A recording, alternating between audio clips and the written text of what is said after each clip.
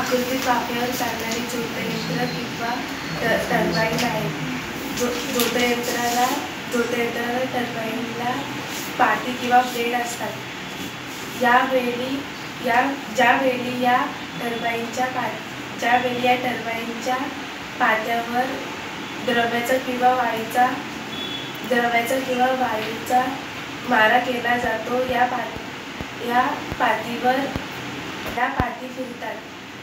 याला गतिज ऊर्जा निर्माण होते.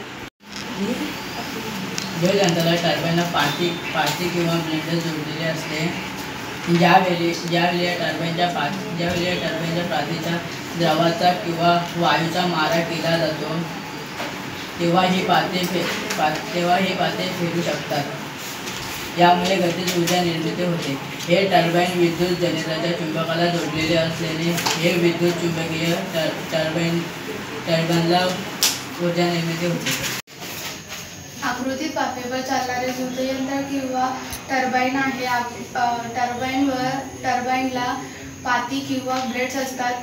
जेव्हा या टर्बाईनच्या पात्यावर द्रवाचा किंवा वायूचा मारा केला जातो, तेव्हा या पाती फिरू लागतात. त्यामुळे गतिज ऊर्जा निर्माण होते. आकृतीत वाफेवर चालणारे झोतयंत्र किंवा टर्बाईन आहे. झोतयंत्राला पाती किंवा ब्लेड्स वापरतात. ज्यावेळी ही टर्बाईनला त्या पात्यावर द्रवाचा किंवा वायूचा मारा केला जातो, तेव्हा ही पाती फिरू लागतात. यामुळे गतिज ऊर्जा निर्माण होते. झोतयंत्राला पाती किंवा ब्लेड्स असतात. ज्यावेळी या टर्बाईनच्या पात्यांवर द्रव्यांचा किंवा वायूचा मारा केला जातो व पाती फिरू लागतात. हे टर्बाईन विद्युत जनरेटरच्या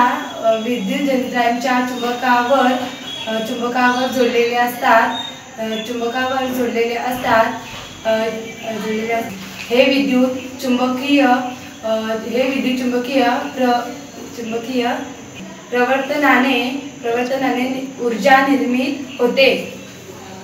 आकृतीत वाफेवर चालणारे झोतयंत्र किंवा टर्बाईन वापरले आहे. झोतयंत्राला पाती किंवा ब्लेड्स असतात. ज्यावेळी